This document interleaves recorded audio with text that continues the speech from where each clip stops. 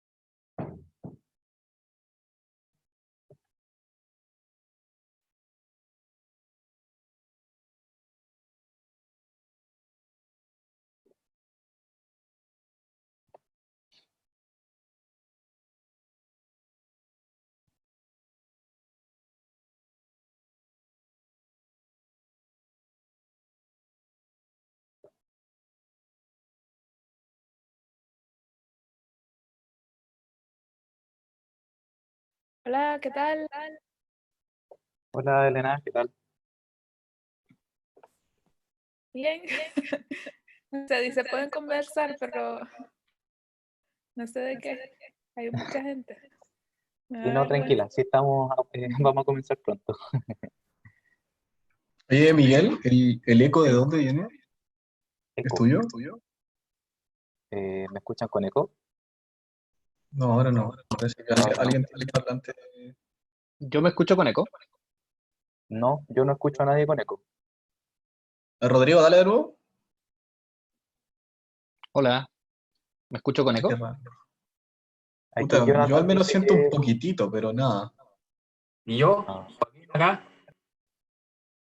No, súper bien, todo bien, buenísimo. sí, ya, perfecto. Jonathan nos dice que está todo ok hasta ahora. Ya, vamos 20 y son... Ya esperemos un minuto y comenzamos.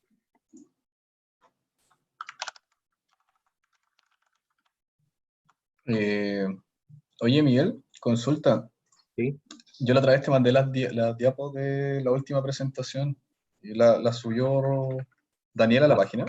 sí, la subió, entiendo que subió ese material Daniel. Ah, bueno, vale, Y si no, gracias. lo vamos a subir de nuevo. Desde Copiapó, muy bien. Buena. Carlos Espinosa ahí te escribiendo. Oh, yo veo Felipe, aquí Leonardo Padilla. Buena.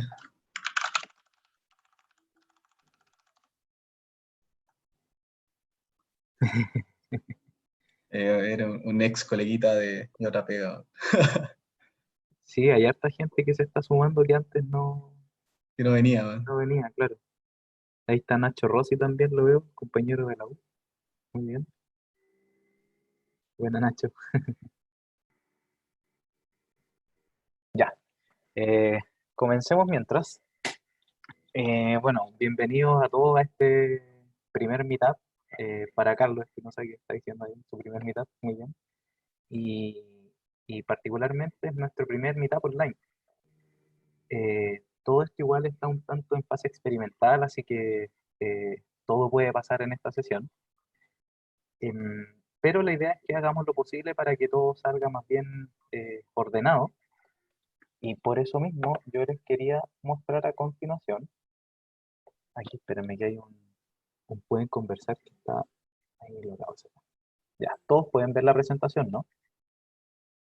Que alguien diga que sí porque no tengo el Sí, chat se ve abierto. Sí, bacán. sí, Se ve sí. Ya, bacán. ya, perfecto. Y bueno, ante la contingencia, obviamente, tuvimos que tomar estas medidas hasta nuevo aviso. Quizás el siguiente mitad y el subsiguiente también tengamos que hacerlo en este formato, así que la idea es que nos adaptemos un poco ante todo lo que está pasando. De momento, en teoría han confirmado 121 asistentes, de los cuales llevamos bastante menos, la verdad, pero ojalá se vayan sumando a lo largo de esta reunión.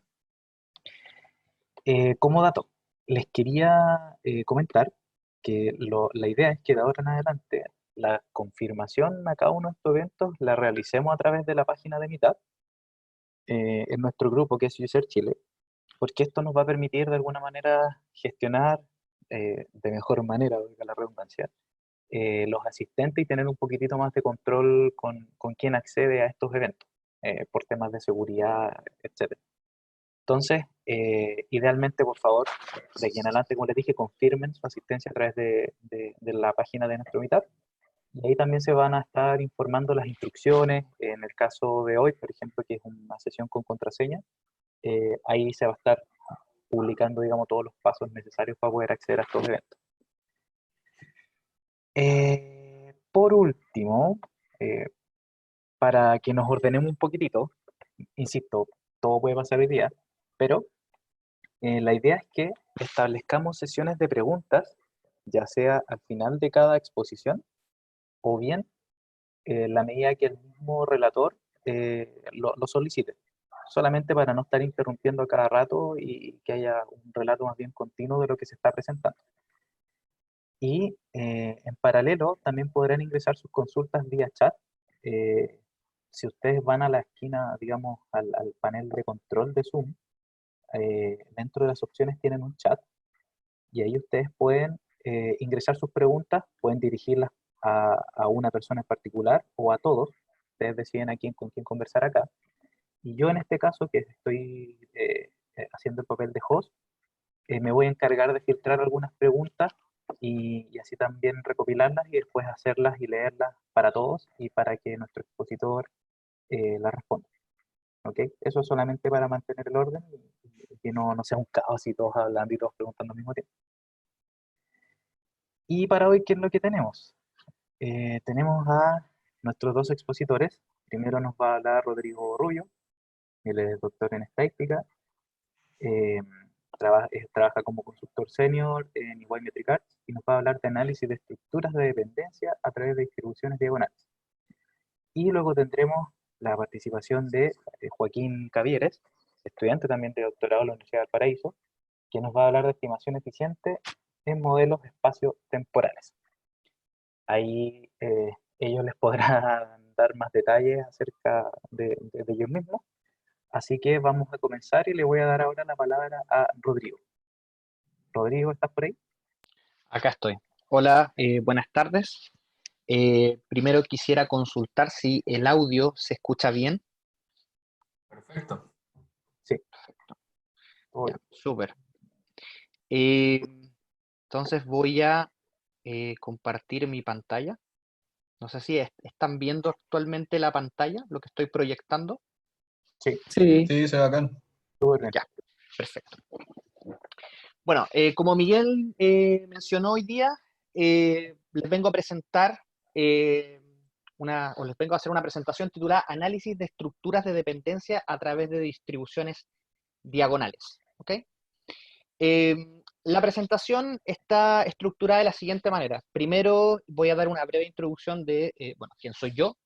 Después vamos a hablar acerca de las distribuciones diagonales, que es parte de los ingredientes del título que acabamos de mencionar.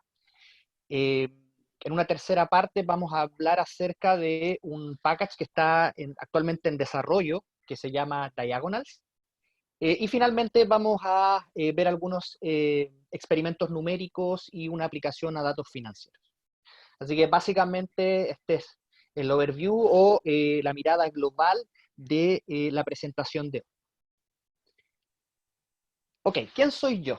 Bueno, mi nombre es Rodrigo Rubio Varas, tengo 34 años, soy ok. Estoy casado con Daniela Saavedra Barisic, que es la mujer que está al lado mío, me acompaña. Soy consultor senior de EY Metric Arts, del área de Data Science, colega de Miguel Jorquera, de Bastián Abayay, que ya lo conocieron en el anterior Meetup. Y de formación soy licenciado en matemáticas de la Universidad Católica. Después hice un magíster en estadística en la misma casa de estudio. Me gustó tanto la Universidad Católica que terminé haciendo un doctorado, ¿sí? Un doctorado en estadística. Así que eso es básicamente quién soy. si quieren ver más información acerca de lo que hago o mis intereses, pueden consultar mi LinkedIn o hacerme consultas después de la presentación o de manera interna. ¿Ok? Perfecto. Bueno, ¿qué son las distribuciones diagonales? Si uno hace un ejercicio sencillo y va y hace una búsqueda en Google de distribuciones diagonales, bueno, uno podría encontrar algunas cosas. Lo que sí es que relacionado como al mundo de la estadística, quizás no tantas, ¿sí? Y eso es básicamente porque las distribuciones diagonales son parte de mi tesis doctoral en estadística y de un futuro paper que esperamos someter prontamente conjunto a mi tutor del doctorado, el doctor Miguel de Carvalho, y otros dos coautores, el profesor Leonelli y el profesor Husser, ¿ok? Ahora, ¿sobre qué son estas distribuciones diagonales o sobre qué áreas del conocimiento vamos a estar trabajando? Podríamos decir sobre qué paraguas estamos. Bueno, vamos a hablar acerca de, primero, como introducción acerca de las estructuras de dependencia, y eso nos va a permitir poder definir y entender qué son las distribuciones diagonales.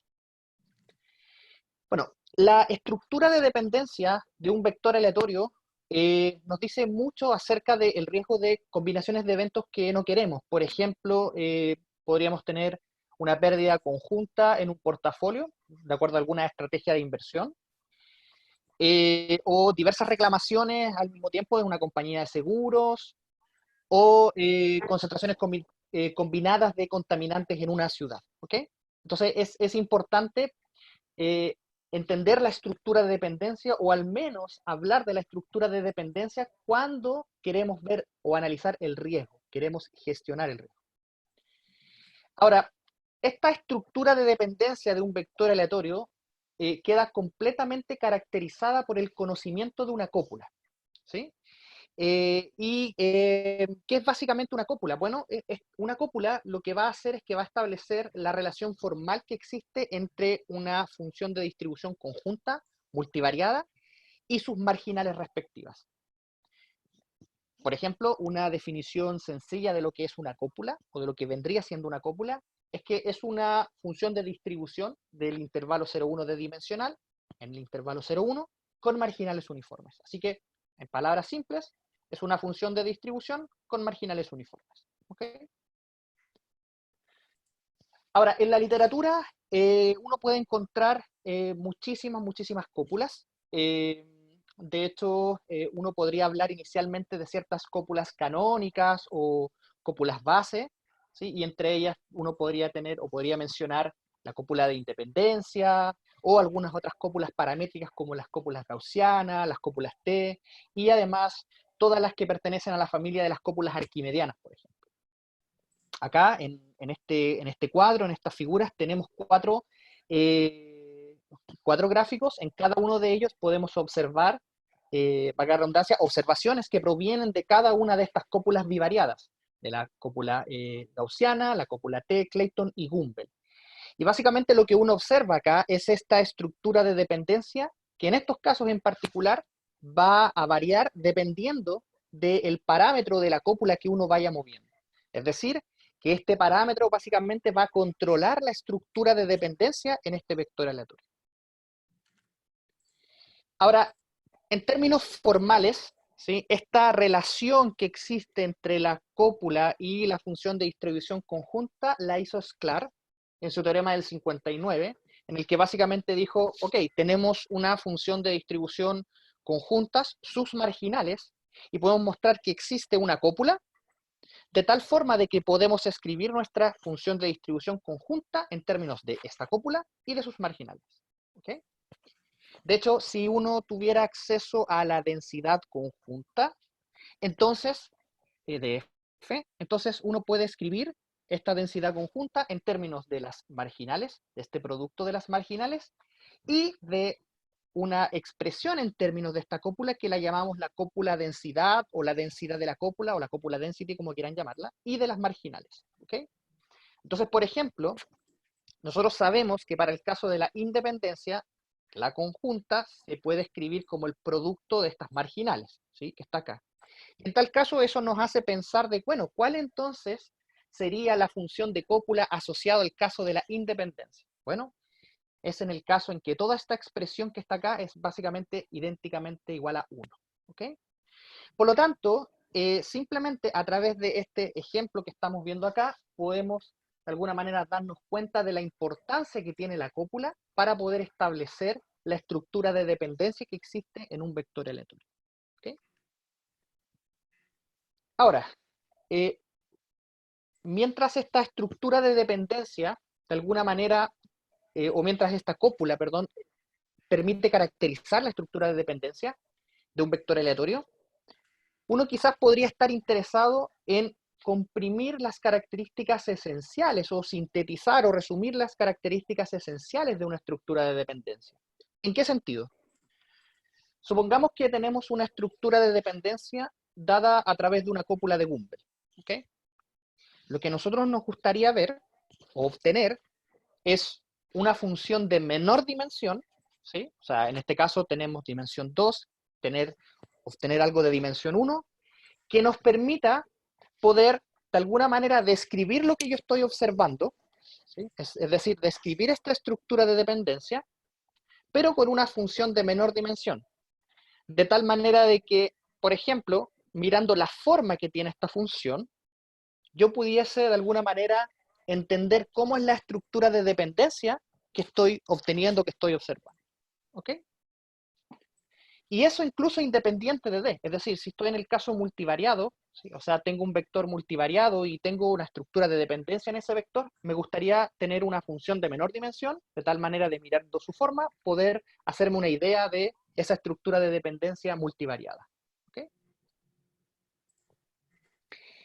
Perfecto. Entonces, eso de alguna manera nos introduce a las distribuciones diagonales, es decir, esta estructura de dependencia, ¿por qué es tan importante? ¿Sí?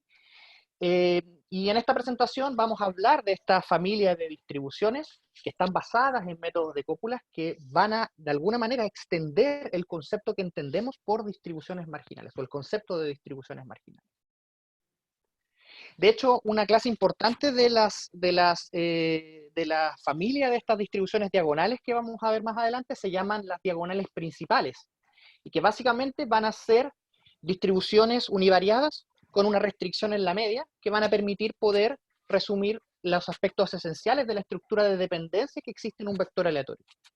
De hecho, incluso, independiente de cualquier dimensión, esta densidad diagonal posee ciertas características que nos van a permitir poder en el futuro construir ciertos estimadores. Ok. Entonces vamos a tratar de construir la definición de las distribuciones diagonales. Entonces, supongamos que tenemos un vector aleatorio, u, b, que proviene de una cópula.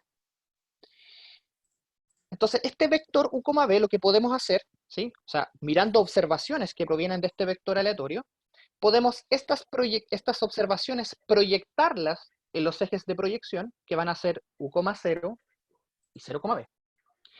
Y por definición de la cópula, ¿sí? ¿De acuerdo a la definición que habíamos visto anteriormente?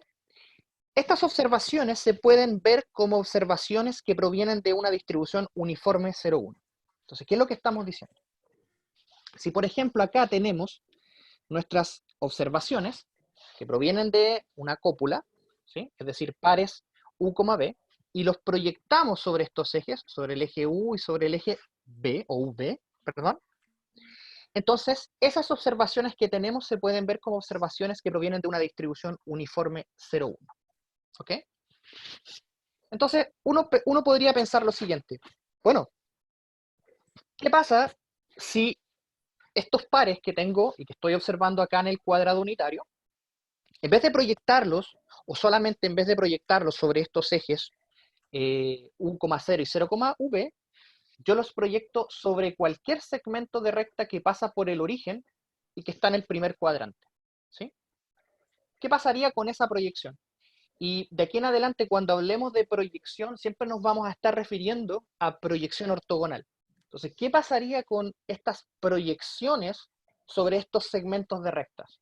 Bueno, lo que uno esperaría es que estas proyecciones preservaran las características esenciales de la estructura de dependencia que yo estoy observando a través de la cópula. Entonces, permítanme mostrarles un ejemplo. Acá lo que podemos ver es el conjunto de proyecciones. Hablamos de que teníamos o queríamos proyectar sobre rectas o segmentos de rectas que pasaban por el origen y que estaban en el primer cuadrante. A esos segmentos de recta le vamos a llamar diagonales, ¿ok? Entonces, sabemos que estas diagonales, por cómo las estamos definiendo, se pueden caracterizar de manera paramétrica a través de un ángulo. Entonces, acá, por ejemplo, tenemos 3 ejemplos de diagonales. Una donde el ángulo de elevación, en este caso, con respecto al eje U es pi sexto, otra pi cuartos, que vendría siendo esta diagonal principal, en este caso en el cuadrado unitario, y esta que está acá, que es pi tercios. Y cuando tomamos todo el conjunto de puntos que podríamos considerar dentro de este cuadrado unitario y proyectamos sobre todas las diagonales posibles, entonces el conjunto proyectado es básicamente un lugar geométrico que corresponde al segmento de una circunferencia en particular. De hecho, esa circunferencia o ese conjunto de puntos que pertenece a ese lugar geométrico se puede caracterizar de manera explícita a través de esta expresión. Y si se fijan, esta expresión incluye en las coordenadas U, podríamos llamar estrella y B estrella, las componentes justamente de este vector aleatorio y de la diagonal que estoy considerando a través del ángulo θ. ¿Ok? Permítanme tomar un poquito de agua. Okay. Entonces, justamente esta forma o esta idea geométrica de poder proyectar sobre distintas diagonales nos permite definir lo que van a ser las distribuciones diagonales. Entonces, la definición es bastante sencilla. Vamos a tomar un par aleatorio U, B que proviene o pertenece a una cópula y vamos a definir la familia de las distribuciones diagonales inducidas por esta cópula a través de esta familia o de este conjunto que tenemos acá, donde estas distribuciones dependen del ángulo θ, es decir, de la diagonal donde estoy proyectando, ¿sí? Y de la cópula, en la que la variable aleatoria asociada a esa distribución no es nada más que una función de las componentes de la proyección que acabamos de ver, ¿sí? De hecho, eso hace de que si, por ejemplo, nosotros consideramos θ igual a 0 y θ igual a pi medios en la definición, entonces recuperamos los casos bordes, o los casos canónicos, o los casos límites, o como queramos llamarles, es decir, las uniformes respectivas. Es decir, recuperamos la uniforme del eje U y la uniforme 0,1 del eje V. Por lo tanto, esta forma de definir las distribuciones diagonales a través de esta expresión, lo que permite hacer es generalizar o extender el concepto que tenemos de las distribuciones marginales. ¿Okay? Entonces, llegado a este punto, uno se podría pensar, qué bonito, tenemos una nueva familia de distribuciones, ¿para qué me sirve esto? ¿Qué voy a hacer con esto? ¿Sí? Podría hacer teoría, ¿cierto?, de distribuciones, etcétera, pero me gustaría responder ciertas preguntas. Una pregunta inicial sería, bueno, acá tengo una cantidad infinita de ángulos a considerar, es decir, una cantidad infinita de diagonales donde puedo proyectar y encontrar la distribución diagonal. ¿Existirá un ángulo que es más interesante que el resto, o más importante, más relevante, como queramos llamarlo? Bueno, es posible mostrar, no voy a entrar en mucho detalle acá, pero es posible mostrar que uno de los ángulos, o el ángulo más interesante en este caso, dentro del primer cuadrante, es θ igual a pi cuartos, ¿sí?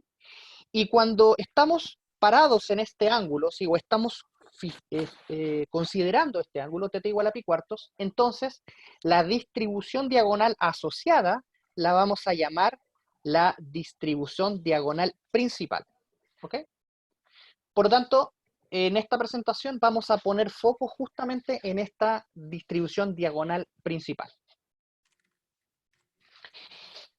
Cuando estamos considerando la distribución diagonal principal, es decir, la proyección sobre la diagonal donde θ vale pi cuartos, entonces estamos básicamente proyectando sobre la diagonal principal del cuadrado unitario, ¿sí? Es decir, si me voy un poquito más atrás, simplemente estoy proyectando sobre esta diagonal, ¿ok? Y en tal caso, la variable aleatoria asociada a esa proyección no es nada más ni nada menos que el promedio de dos variables aleatorias uniformes 0,1. En tal caso, la ley asociada a esa variable aleatoria queda completamente caracterizada a través de esta expresión, ¿sí? Donde si conocemos la estructura de dependencia a través de la cópula, ¿sí? Es decir, la estructura de dependencia que tienen estas dos observaciones, entonces tenemos, estas dos variables, perdón, entonces tenemos caracterizada completamente la distribución diagonal, ¿ok? De hecho, incluso, si tuviéramos acceso a la densidad, entonces podemos escribir la densidad diagonal principal, y de aquí en el futuro vamos a hablar de densidad diagonal simplemente, le vamos a sacar el principal, a través de esta expresión. Es decir, si nosotros tenemos una estructura de dependencia dada por una cópula, por la cópula densidad, acá, entonces tenemos una densidad diagonal. Por lo tanto, esto de alguna manera nos permite hablar de una cantidad bastante grande de densidades diagonales posibles. Tantas posibles como estructuras de dependencias tengamos a través de las cópulas. Entonces, permítanme mostrarles algunos ejemplos. Hay tres estructuras de dependencia bastante conocidas en la literatura, que son la independencia, espero que casi todas la conozcan o la entiendan al menos, hay dos que son bastante también, o que acompañan a esta independencia, que son el caso Dependence Positive Perfect, o dependencia positiva perfecta, y dependencia negativa perfecta. En el caso de independencia es cuando las componentes son independientes.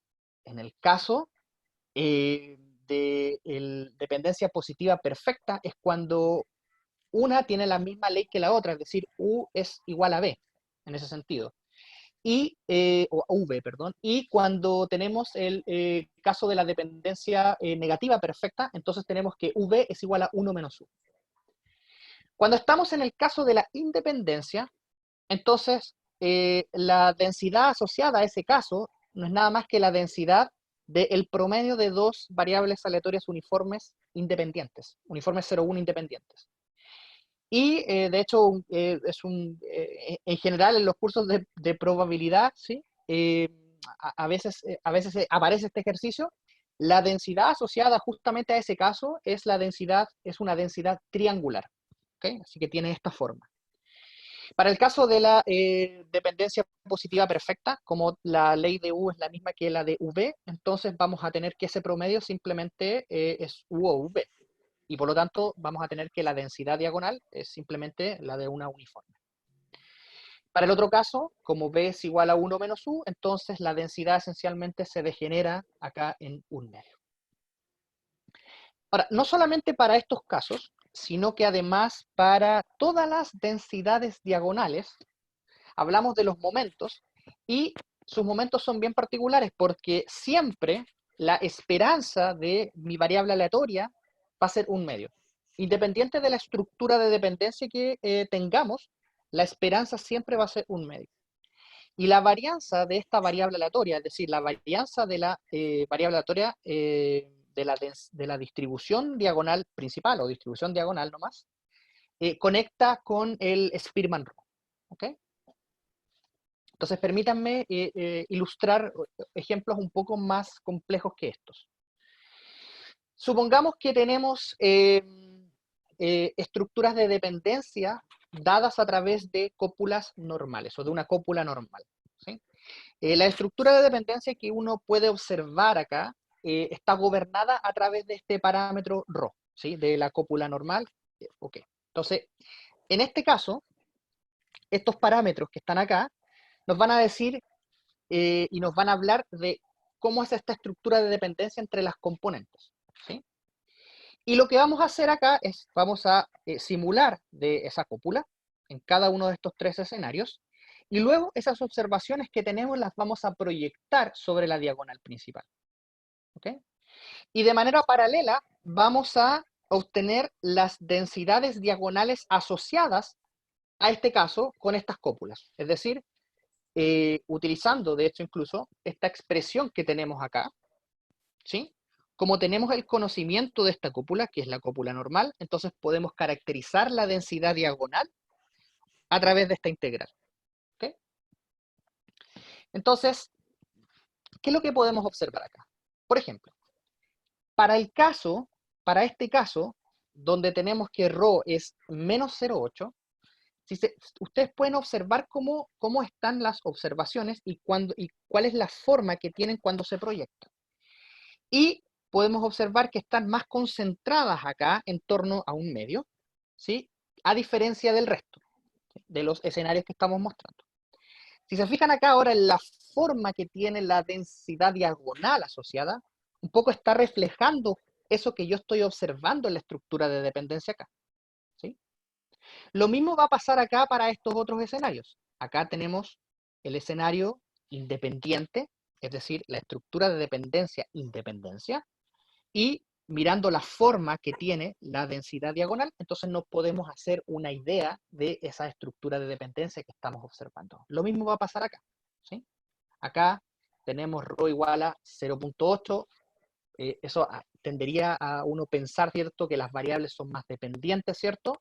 Y en tal caso, entonces mirando la densidad diagonal acá, si se fijan, es más cercana al caso de la uniforme. Por lo tanto, estaría reflejando esa estructura de dependencia que también estoy observando acá. ¿Okay? Lo mismo puedo hacer con un sinnúmero de otras cópulas, como las cópulas FGM. No voy a decir el nombre porque siempre me enredo el nombre, pero podemos hacerlo también con otros ejemplos, como también las cópulas de Clayton, las arquimedianas, etcétera, etcétera, etcétera. Después les voy a mandar una referencia donde pueden encontrar más ejemplos de esto. ¿Okay? Perfecto. Entonces, hasta el momento lo que hemos visto es la definición de distribuciones diagonales para el caso bivariado. Entonces, lo natural sería pensar, bueno, ¿qué pasa para el caso multivariado? Pues en ese caso, la extensión natural sería considerar una cópula d-dimensional. ¿Okay? Y uno puede mostrar, al igual que en el caso de la distribución diagonal principal, que cierto conjunto de parámetros o de ángulos, que es donde es más interesante proyectar, hacen de que la variable aleatoria de la distribución diagonal principal sea nuevamente el promedio de estas d uniformes. ¿Okay? Por lo tanto, nosotros podemos definir la distribución diagonal principal o distribución diagonal multivariada conociendo simplemente la estructura de dependencia que existe o que uno conoce básicamente, o que existe, más que uno conoce. ¿Okay? Por tanto, nuevamente, si uno tiene acceso a la densidad, entonces puedo caracterizar de manera explícita, ¿cierto? O bueno, si podemos resolver la integral, obviamente, la densidad diagonal asociada. ¿Ok? Y nuevamente, esto básicamente es una densidad univariada. ¿Sí? Es decir, tenemos una estructura de dependencia multivariada y estamos utilizando una función univariada y a través de su forma queremos poder entender esa estructura de dependencia multivariada. Ahora, al igual que el caso bivariado, uno podría hablar de la independencia, pero para el caso multivariado. ¿Sí? ¿Se acuerdan que para el caso bivariado teníamos que, cuando teníamos dos variables aleatorias uniformes 0,1 independientes, entonces su distribución es una distribución triangular, ¿sí? Que de hecho es justamente la que estamos viendo acá, el triángulo. ¿Qué pasa para un D más elevado, es decir, para el caso multivariado? Bueno, existe una familia de distribuciones que se llaman las distribuciones de Bates, que justamente son eso. Esto es parte de la literatura clásica, que el promedio de variables aleatorias uniformes independientes distribuye Bates. ¿Ok? Y de hecho, esta distribución de Bates, si no conocían la distribución de Bates, quizás podrían conocer la distribución de Erbinghol, que es como el hermano o el primo de la distribución de Bates, porque una es una transformación simplemente de la otra. ¿Okay? Entonces, nosotros acá le pusimos para efectos prácticos Bates Diagonal Density o densidad diagonal de Bates, para de alguna manera conectar con nuestras densidades diagonales. Pero esto no es nada nuevo, esto existe en la literatura, y la gracia de esto es que nos va a permitir poder utilizar estas densidades diagonales de Bates con las densidades diagonales que nosotros ya definimos para poder explotar este concepto. Y más adelante vamos a volver a estas densidades de Bates. Entonces, permítanme mostrarles algunos ejemplos multivariados. ¿Qué pasa, por ejemplo, para el caso de igual a 3? Donde en este caso vamos a considerar una cópula normal tres-dimensional y la estructura de dependencia va a estar gobernada por estas matrices de correlación. Entonces, sobre cada una de ellas vamos a tener una estructura de dependencia particular, ¿sí? Y lo que hacemos es construir la densidad diagonal. Entonces, acá lo que podemos ver en este gráfico son las densidades diagonales asociadas a cada uno de los casos que tenemos acá. Si se fijan, por ejemplo, en el caso de sigma 3, como esta matriz de correlación, podemos observar, mirando simplemente las componentes de esta matriz, que las variables deberían ser más dependientes. Y por lo tanto, como las variables son más dependientes, entonces estamos frente al caso de la dependencia, y haciendo el análogo con lo que ya vimos, entonces nuestra densidad diagonal, asociada a este caso de dependencia, de estructura de dependencia, entonces debería ser más cercana a la uniforme, y que es justamente lo que está pasando acá. ¿Okay? ¿Qué pasa en otro ejemplo? Supongamos que tenemos ahora una cópula de Frank tres-dimensional. En esta cópula, el parámetro lo que hace es controla la dependencia, y es tal de que cuando este parámetro θ aumenta, entonces tenemos más dependencia entre las componentes de un vector aleatorio. Por lo tanto, por ejemplo, acá se puede ver que a medida que voy aumentando el valor del parámetro, ¿sí? Es decir, mis componentes del vector aleatorio son más dependientes, entonces mi densidad diagonal tiende a ser más similar, ¿cierto?, a la densidad de una uniforme cero. ¿Okay? Perfecto. Entonces, llegado a este punto, nosotros, súper lindo, tenemos las densidades diagonales, hay una interpretación geométrica, perfecto. Pero, que si quisiéramos sacarle partido a esto, necesitamos poder hablar o entender las densidades, ¿sí? Las densidades esencialmente no las observamos, entonces las vamos a estimar. ¿Okay? ¿Cómo vamos a estimar las densidades? ¿Sí? Dentro de la literatura existen múltiples formas de estimar densidades. De hecho, hay gente que se dedica solamente a esto, a encontrar mejores estimadores. Y en nuestro caso en particular, vamos a construir a través de el espíritu del step by step, paso a paso. Entonces, uno de los estimadores funcionales que más utilizamos en el quehacer cotidiano es el histograma, ¿sí? Lo que sí es que, claro, este no es un estimador suave, ¿sí? Pero esto nos da quizás una idea de cómo podríamos a futuro poder estimar de manera suave o más precisa quizás nuestras densidades diagonales. Entonces, en ese caso, nosotros consideramos una versión modificada del histograma utilizando una restricción a la media. ¿Por qué hacemos esto? Porque si recuerdan, no voy a avanzar hasta las láminas que tenía anteriormente, pero si recuerdan, nuestras distribuciones diagonales, todas ellas tienen esperanza igual a un medio. Por lo tanto, vamos a forzar de que nuestro estimador también satisfaga esta propiedad. ¿Ok? ¿Y cómo vamos a hacer eso? Tampoco voy a entrar en mucho detalle, pero resolvemos un problema de verosimilitud empírica que me permite poder construir ciertos pesos que voy a imputar acá en este estimador de histograma para poder construir mi estimador con restricción en la media. Algunos comentarios al respecto.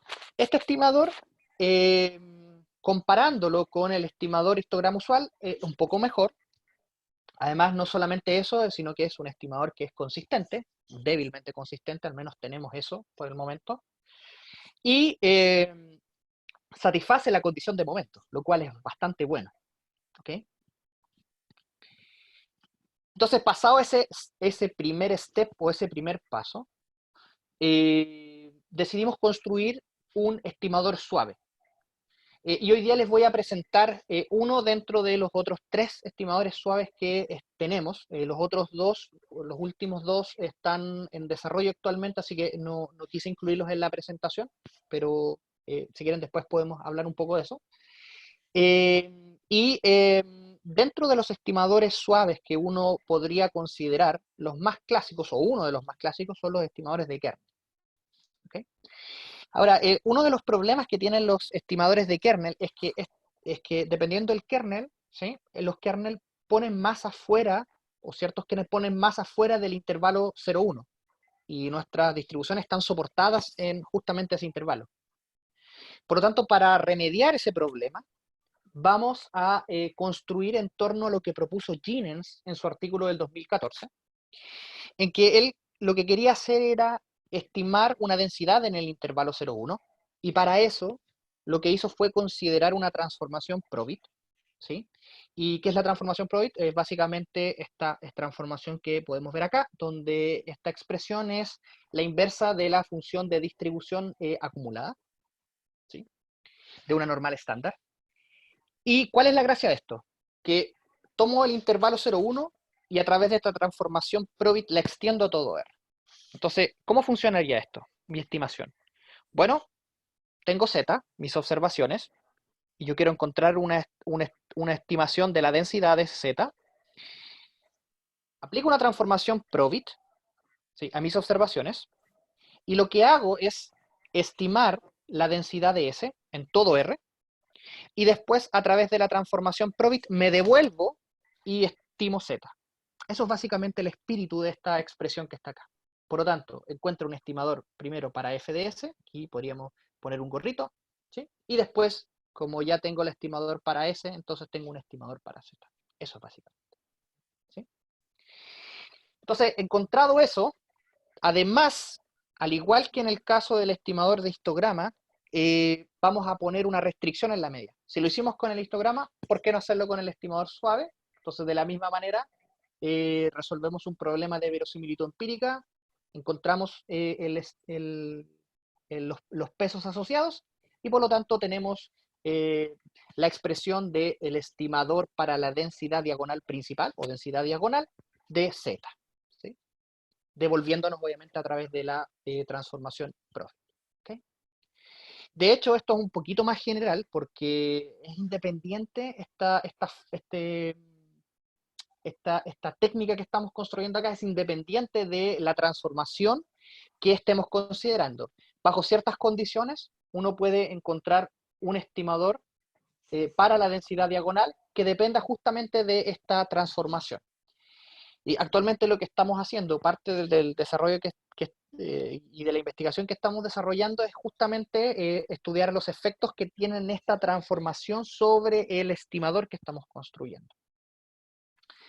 Ahora, al igual que el histograma, tenemos algunas propiedades. Bueno, a través de la restricción que impusimos en la media, con este problema de verosimilitud empírica, tenemos que nuestro estimador satisface esta condición de momentos. Además, tenemos la consistencia débil de este estimador, ¿sí?, para el caso general. Y además, haciéndolo competir con otros estimadores en términos de propiedades asintóticas, está ganando un poco. Es decir, uno puede observar mejorías, ¿cierto? Incluso no solamente mejorías en términos numéricos al hacer simulaciones, sino que también en términos teóricos. Ok, bueno. Voy a tomar un poquito de agüita, permiso.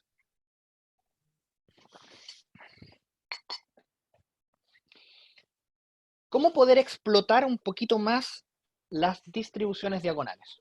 Bueno, uno podría considerar medir la distancia que existen entre densidades, y una forma de hacerlo, priorizando la forma que se tiene, es a través de la distancia de Hellinger. que está dada por esta expresión, o es básicamente una transformación de esa expresión que pueden ver ahí. ¿Okay?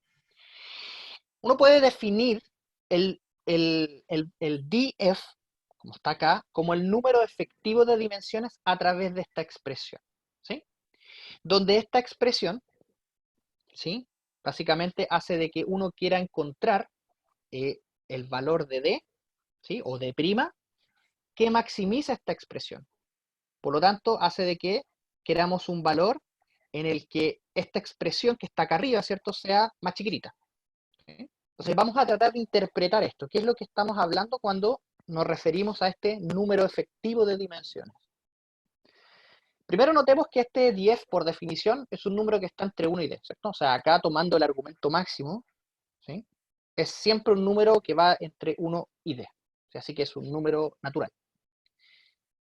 Por lo demás, mientras este 10 sea más grande o más cercano a d, entonces de alguna manera estamos más cercanos al caso de la independencia. Es decir, nuestra densidad diagonal, si se fijan acá, ¿sí?, va a ser más cercana, en este caso, a la Bates respectiva, a la densidad de Bates respectiva. ¿Okay? Y por lo tanto, como la densidad de diagonal Bates corresponde al caso de la independencia, entonces podemos usar este valor o esta medida de df para entender qué tan lejos las componentes de un vector aleatorio están de la independencia. ¿Ok? Entonces no solamente podemos hablar acerca de la estructura de dependencia que existe en un vector aleatorio mirando la forma que tiene la densidad diagonal, sino que además a través de este número efectivo de dimensiones podemos hacernos una idea de las componentes de un vector aleatorio en términos de la independencia. Bueno, hasta acá mucha teoría, pero me pidieron que hablara un poquito de R. Y lo que nosotros tenemos actualmente y con lo que hemos hecho los desarrollos, los gráficos, las simulaciones, etcétera, es a través de un package que estamos desarrollando y que estamos, podríamos decir que en la etapa final de construcción, que es un package que llamamos Diagonal. ¿Okay? O sea, si buscan package Diagonal, no van a encontrar nada. Si buscan package Diagonals, con S al final, sí van a encontrar algo. Sí, de hecho, antes nuestro package se llama Diagonals, tuvimos que sacar la S por temas de copyright, no sé cómo quieran llamarlo. ¿Okay? Entonces es un package que estamos creando con estos tres otros autores o coautores, Miguel de Carvalho, Leonel y José. Y actualmente, el estado actual de este package tiene algunas funciones y algunos datasets. ¿Sí? Entonces, los que están en rojo son datasets, ¿sí?, que son crypto y func, que los vamos a ver en unos minutos más. Y tenemos también algunas funciones, como por ejemplo Bates, que por el nombre es claramente las densidades de Bates que vimos anteriormente. Tenemos este, que es uno de los estimadores suaves que no mostré hoy día en la presentación porque aún está en desarrollo. De hecho, no tenemos actualmente nada de teoría asintótica de este estimador. Tenemos el estimador de histograma, ¿sí?, con la media restringida, ¿sí?, que llamamos DHIST. Tenemos otro estimador, ¿sí?, que es el de log-fit, que es un estimador suave, que es el otro que me faltaba, que aún que no les mostré en esta presentación. Tenemos un DMC, que es básicamente un estimador de Monte Carlo de la densidad diagonal. Tenemos DSmooth, que es el estimador que sí les mostré, el estimador suave, el de la densidad diagonal, a través del enfoque de Ginens, ¿sí?, el de la transformación Probit. Y es básicamente eso es el package. ¿Sí? No voy a entrar mucho en detalle de cuáles son los values, los opus de las funciones, pero básicamente lo que uno hace sobre la gran mayoría de estas funciones es ingresar obviamente, los datos, ¿sí?, de los vectores aleatorios, y lo que hace esto básicamente es construye el promedio, ¿cierto?, y estima la densidad diagonal de acuerdo al enfoque que vimos anteriormente. ¿Okay? Entonces, pasemos a los experimentos numéricos, ¿sí? Todos estos experimentos numéricos que van a ver a continuación fueron hechos utilizando esta librería o este package que acabo de mencionar. Entonces, en este primer experimento, o one-shot experiment, como queramos llamarlo, para estas estructuras de dependencia de las cópulas FGM, normal y Clayton, entonces estimamos la densidad diagonal, ¿sí? Y acá en este caso, en cada uno de estos casos, la densidad diagonal original, ¿sí? Está en gris. No sé si en algunos casos se puede ver mejor que en otros, ¿sí? Y a simple vista, y bueno, el resto, que son las líneas segmentadas, ¿sí? Y punteadas, son el resto de nuestros estimadores suaves. O sea, son de hecho dos estimadores suaves que estoy presentando acá, ¿ok? Que es, en un caso, el DSMUF, que es nuestro estimador suave con el enfoque de Gines, y el otro es el DBE, que es uno de los otros estimadores que no presenté por temas de tiempo, y bueno, no tenemos la teoría completa. Y lo que podemos ver solamente en este primer experimento, acá no hay repeticiones, no hay un Monte Carlo, acá solamente en este experimento podemos ver que el ajuste es bastante bueno, ¿sí? A simple vista, ¿sí? Entonces, para corroborar eso, lo que hicimos fue un experimento de Monte Carlo, donde básicamente sobre muchas iteraciones simulamos, ajustamos las densidades y encontramos el mean integrated square error por cada una de ellas, es decir, comparamos el estimador con la real, y acá el MSH es nuestro estimador de histograma con la media restringida, el NMC es nuestro estimador suave con el enfoque de Gines, y el BMC es el otro estimador que también está compitiendo. Lo que podemos ver acá es que bajo todas estas estructuras de dependencia, en general, en este Champion Challenger, si le queremos llamar de alguna manera, estamos ganando usando nuestro estimador basado en el enfoque de Gines. ¿Okay? Y de hecho, los valores que se presentan acá son bastante buenos en ese sentido. ¿Okay? Ya. Entonces, vamos a pasar ahora a la última parte de esta presentación. No sé si en verdad estoy bien en el tiempo, Miguel. Sí, nada, pero Ah, ok. tratar de resumirlo lo más posible. Ya. Sí. Entonces, acá vamos a ver una aplicación a datos financieros. Ahora, en los últimos años hay dos opciones de inversión que han llamado harto la atención. Uno de ellos son los FANG stocks. No sé de acá cuántos conocen los FANG stocks. Pero básicamente los FANG stocks, por sus siglas, son los stocks de Facebook, Apple, Amazon, Netflix y Google, o Alphabet Google. ¿Ok? FANG. Y las criptomonedas.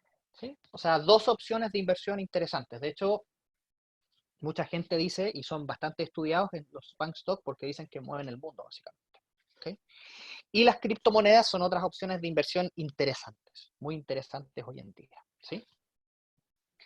Entonces, lo que vamos a hacer es que vamos a considerar portafolios de inversión por cada una de estas dos opciones de inversión. ¿Okay?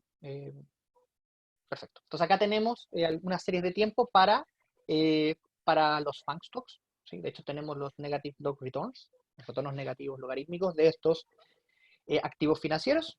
¿Sí? Y también los de las criptomonedas. ¿Y cuál es la idea de esto? La idea de esto es considerar vectores aleatorios, ¿sí? 5 dimensionales, ¿okay? Y construir sobre cada uno de ellos las densidades diagonales respectivas. ¿Ok? Y no solo eso, sino que también hablar del número efectivo de dimensiones para hacernos una idea. Entonces, acá en lo que podemos ver, en estos gráficos, tenemos para FANG, para las criptomonedas, y también para una estrategia de inversión alternativa, que les voy a mencionar, que bueno, aprovecho de mencionar el tiro, está compuesta por estas compañías, que son compañías que están en Nasdaq. Podemos ver acá en gris, ¿sí? La densidad de Bates correspondiente a D igual a 5.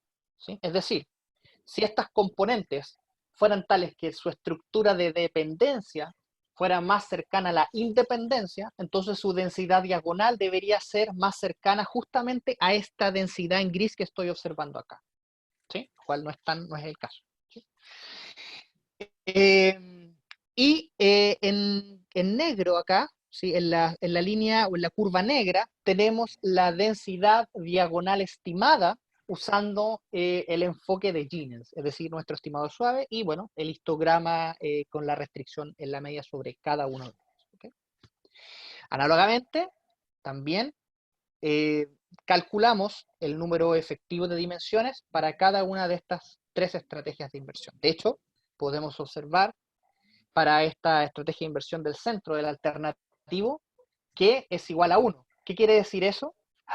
Que su densidad diagonal, disculpen, no sé si se escucha mi perrito, su densidad diagonal principal, ¿sí? Es más similar a la de una uniforme, ¿sí?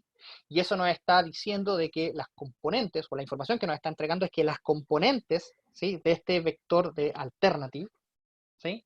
Son más dependientes entre ellas, ¿sí? Por lo tanto, esto de alguna manera nos permite poder, de alguna manera, mirar diversas estrategias de inversión y poder compararlas utilizando no solamente la forma que tienen las densidades diagonales, sino que además esta métrica del número de efectivo de dimensiones que estamos mirando en estos momentos. ¿Okay? Ya, terminando. Bueno, ¿qué es lo que vimos hoy? Hoy día vimos acerca, o en esta charla, hablamos acerca de las distribuciones diagonales, y que básicamente son distribuciones que permiten extender el concepto de las marginales, y que de alguna manera también nos permiten visualizar o entender cómo es la estructura de dependencia en un vector aleatorio. Ahora, ¿cuál sería una extensión natural de esto? Bueno, una extensión natural de esto sería ahora empezar a explorar casos condicionales, es decir, por ejemplo, hablar de distribuciones diagonales condicionales. Y una forma natural de hacerlo es considerar cópulas condicionales de acuerdo a alguna covariable, ¿sí? Entonces, de manera sencilla, uno puede, ¿sí? O de manera natural, uno puede construir la densidad diagonal condicional, ¿sí? A través de esta expresión, donde aquí simplemente esta cópula es una cópula condicional. ¿Okay? Entonces, eso es básicamente lo que pues vamos a hacer en el trabajo futuro. Y bueno, obviamente, como ya también les había comentado, todo lo relativo a las funciones de la librería, poder someterlo a CRAN, que tengamos acceso, etcétera, etcétera. Así que, bueno, eso ha sido todo. Ojalá les haya gustado. Bienvenidas sean las preguntas, comentarios, sugerencias, inquietudes, etcétera. Muchas gracias. Excelente, gracias Rodrigo. Muy buena presentación, súper interesante el tema. Doy la palabra a quien quiera participar, consultar. Todos tienen la capacidad de desmutarse a sí mismos, así que quien desee consultar algo puede hacerlo ahora.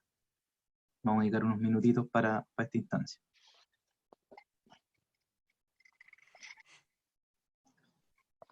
¿Nadie? Bueno, yo tengo una pregunta, es bien sencilla, pero no sé si tú me puedes ilustrar un poco, Rodrigo. La elección del teta pi cuartos, en términos simples, ¿qué características tiene ese ángulo? Porque, o digamos, ¿cómo se logra ese ángulo, comillas, ideal? Buena pregunta. ¿Estás maximizando alguna varianza, minimizando? ¿Te acuerdas que dentro de la presentación dije que habían 2 casos de estructura de dependencia particulares, que son canónicos, que son interesantes y que son límites, que se llaman los casos en donde tengo una dependencia positiva perfecta y una dependencia negativa perfecta? De hecho, para el conjunto de todas las distribuciones diagonales, ¿sí? Uno puede definir un problema variacional a través de esta expresión, ¿sí? Y uno puede mostrar que el valor que minimiza, ¿sí? Esta cantidad, perdón, no que minimiza, sino que la maximiza, es justamente, si aquí yo pongo todas las distribuciones diagonales, es el caso perfect negative dependence. Y en tal caso, esta medida es básicamente esta expresión que está acá, esta expresión trigonométrica. Ok. Cuando esta expresión, y eso es independiente de teta, es decir, independiente del valor del ángulo que nosotros tengamos, este viene siendo, o esta es la mayor discrepancia que uno podría tener. ¿Sí? ¿Y por qué me interesaría hablar de esta discrepancia? Porque básicamente uno quiere comparar distribuciones diagonales, ¿sí? Si uno está, por ejemplo, en ángulos muy cercanos, entonces en las proyecciones podrían tender a confundirse o incluso a haber un problema quizás como de identificabilidad. Mm. Entonces, acá, en este caso, independiente del valor de teta, ¿sí? La expresión que está acá, este m de teta, se maximiza en esta cantidad, ¿sí? Y esta cantidad es maximizada a su vez cuando teta vale pi cuartos. Sí, claro. ¿Sí? Entonces, podríamos decir que el ángulo que produce el mayor contraste entre estas dos situaciones es justamente el ángulo pi cuartos. Eso es básicamente. ¿Sí? Y eso es independiente de las distribuciones que yo tenga asociadas o a mi elección. Eso. Ujú. Súper, muchas gracias. De nada. Bien, no sé si alguien más desea consultar algo, alguna inquietud, ya sea por chat, por audio.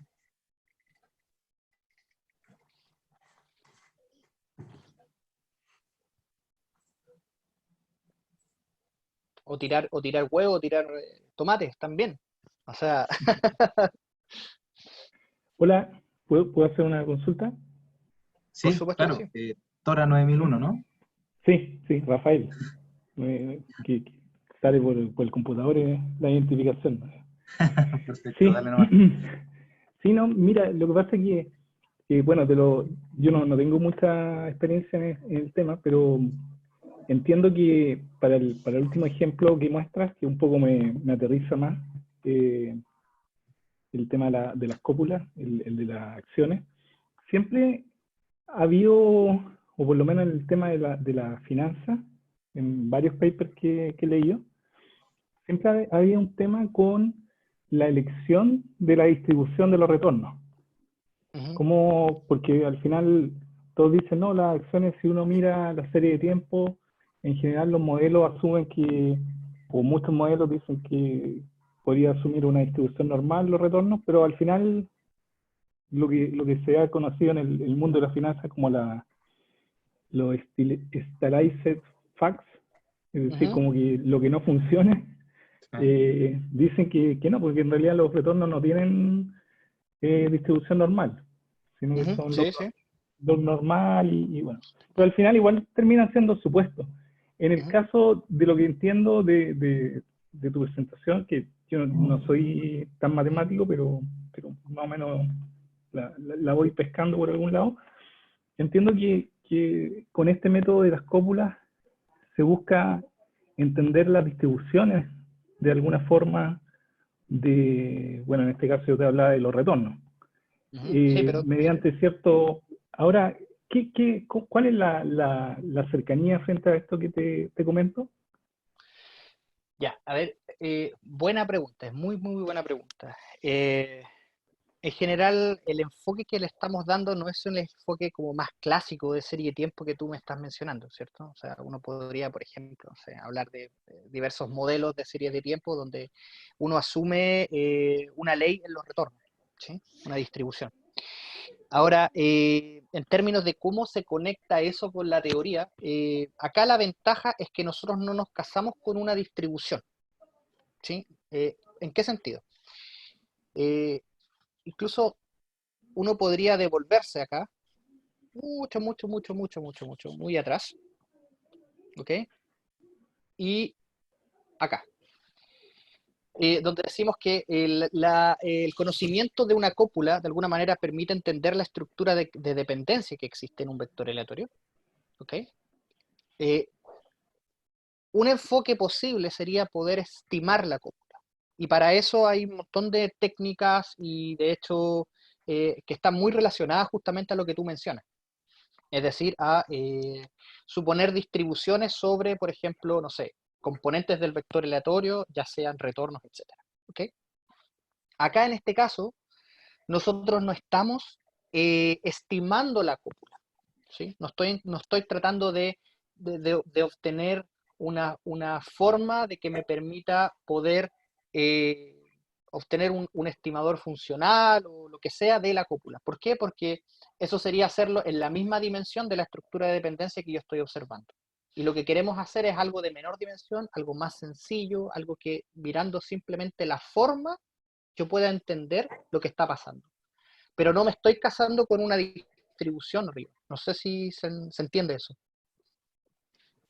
Sí, sí, sí. O sea, ustedes a partir de los datos, en el fondo, están como intentando ajustarla, en este caso, el objeto de la cópula. ¿Algo así? Es como, no estamos intentando ajustar la cópula, porque eso sería el enfoque clásico. De hecho, es como lo que hacen muchas veces en finance, incluso en la literatura, en los papers, en los libros, lo que hacen es obtener estimadores de la cópula, pero en ese caso sería jugando en la misma dimensión. Nosotros estamos poniendo todas nuestras fichas y estamos haciendo un all-in en una dimensión 1, por decirlo de alguna manera. Si te fijas, para cualquier dimensión o para cualquier D, nosotros estamos tratando de entender esta estructura de dependencia con D igual a 1. ¿Sí? Esa es la ventaja y ese es básicamente el win-win de esto. Justamente tú hablas de la estructura de dependencia porque en la serie de tiempo clásica, la estructura de dependencia en el fondo en la correlación, ya sea esto típico, en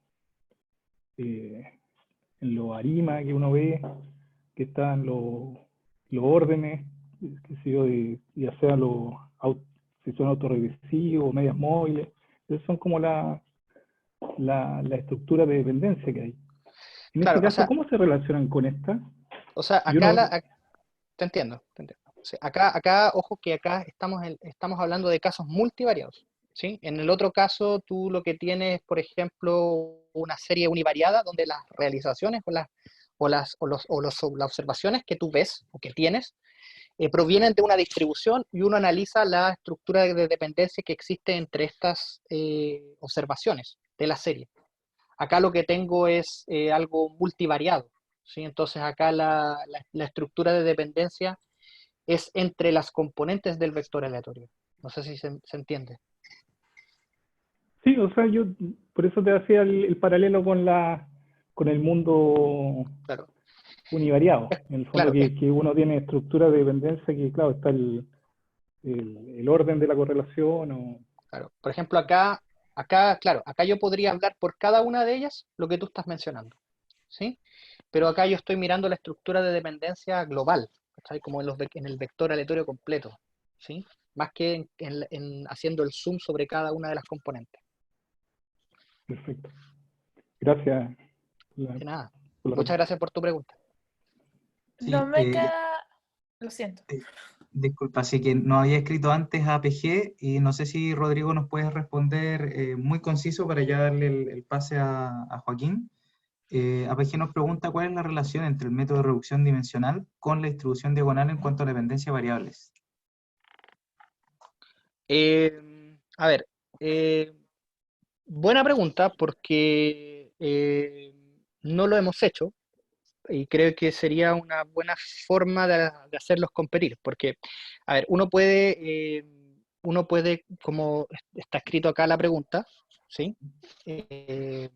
Uno podría hacer reducciones de dimensionalidad, ¿sí? Y para eso, bueno, tenemos un montón de técnicas y herramientas, ¿sí? Incluso visuales, y nosotros tenemos otra, ¿sí? Es decir, nuestra herramienta o nuestra técnica que tenemos acá también nos permite poder hacer reducción de dimensionalidad, ¿ok? Pero en este caso nosotros no la hemos hecho competir simplemente. Por ejemplo, una forma de verla o de entender la reducción de dimensionalidad sería mirando el número efectivo de dimensiones, ¿sí? Eso es como un poco lo que, o el espíritu en que más se parecería la reducción de dimensionalidad con lo que nosotros tenemos. Pero creo que es una buena forma de poder contrastar justamente lo que nosotros tenemos con lo que ya existe en la literatura, cosa que no hemos hecho. Así que creo que es una oportunidad. Así que eso. Perfecto, gracias. Alejandra, creo que tú ibas a preguntar algo. Yo iba a hablar, no sé si Alejandra, Ah, no sé si pensaste que, mi nombre es Elena. No me queda muy claro cómo, sin asumir la distribución, puedo hacer una reducción de dimensiones. O sea, para mí tengo que decir algo tengo que tener una idea de cómo es la distribución para que la proyección tenga algún valor, ¿no? No sé si hay algo que no, bueno, hay muchas cosas que se me escaparon, pero como que me Tú parece dices con, contraintuitivo. tú dices con respecto a la pregunta que hizo el chico anteriormente. Sí, No, yo a lo que me refería era un poco esto, mira. Por ejemplo, en este caso, ¿sí? Eh, es más que nada como en el espíritu de cómo poder usar esto. Por ejemplo, en este caso, en el alternativo, ¿sí? Tenemos que este número efectivo de dimensiones es igual a 1. ¿Ok? Entonces, ¿qué nos está diciendo eso en términos de la estructura de dependencia de las componentes de este vector aleatorio 5-dimensional que está constituido por los stocks de estas compañías? O sea, naturalmente lo que nos está diciendo es que esa estructura de dependencia está más asociada a la estructura de la dependencia entre las variables. ¿Sí? Por lo tanto, para efectos de, por ejemplo, riesgo, si lo queremos llamar de esa manera, uno debería, hablando, por ejemplo, de diversificar, por ejemplo, en un portafolio, entonces debería quedarse con, por ejemplo, un activo en lugar de 5, por ejemplo. Algo de ese estilo. ¿Sí? Entonces, a eso me refería cuando hablaba de que con esto podríamos de alguna manera hablar de la reducción de la dimensionalidad. ¿Sí? Porque básicamente podríamos reducir nuestro vector aleatorio, en vez de considerar 5 para una estrategia de inversión, simplemente considerar 1 y ser más conservador. Es eso. vale, muchísimas gracias. Gracias a ti por tu pregunta. bien. Muchas gracias, Rodrigo. Muy buena presentación. Y en honor al tiempo, vamos a seguir con la segunda presentación. Así que te doy la palabra, Joaquín. Sí, Ok, ¿me voy escuchan a... bien? ¿Me escuchan bien? Yo sí te ¿Joaquín? escucho, Joaquín. Ah, sí, perfecto. Sí, se escucha. Ya. A ver si puedo compartir la imagen.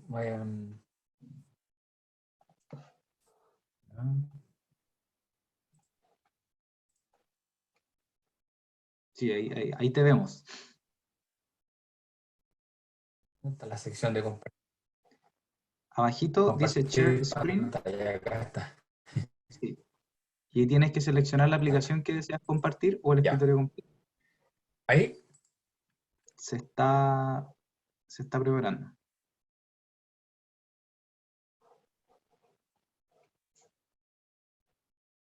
¿Aparece o no? Por mi parte aún no me aparece la imagen.